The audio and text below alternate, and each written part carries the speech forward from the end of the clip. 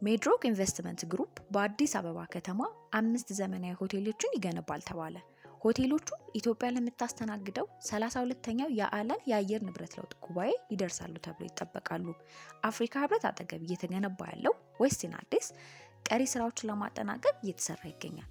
ሌላው የአፍሪካ ህብረት አዲሱ ድምቀት የሆነው የሪያሊቲ ሪል ስቴት 13ኛ ፕሮጀክት አምባሳደር ዘመናዊ አፓርትመንትና የንግድ ሱቆችን አካቶ በከፍተኛ ፍጥነትና ጥራት እየተገነባ ይገኛል። ከባለ 1 እስከ ባለ 3 መኝታ ቤቶችን ከ10 ካሬ የንግድ ሱቆች ከ2 ሚሊዮን ብር ጠቅላላ ክፍያ በ10% ቅድመ ክፍያ ጀምሮ ማግኘት ይቻላል። ጉባኤው በሚካሄድበት በአዲስ አበባ ከተማ በ2027 ወይም በ2020 ዓ.ም አምባሳደር ሞል አፓርትመንት ይጠናቀቃል። ወደ መዲናችን ለሚመጡ ለጉባኤው ተሳታፊዎች የማረፊያ ችግርን ከአሁኑ ይፈታል ተብሎ ይጠበቃል። ታዲያ ዛሬ እዚህ ቦታ ላይ ኢንቨስት ማድረግ የብልሆች ምርጫ ነውና እርሶም ከብልሆች አንዱ ይሁኑ። ለበለጠ መረጃ ይደውሉልን። ሪያሊቲ ሪል ስቴት፣ ስራችንም ስማችንም የእውነት ነው።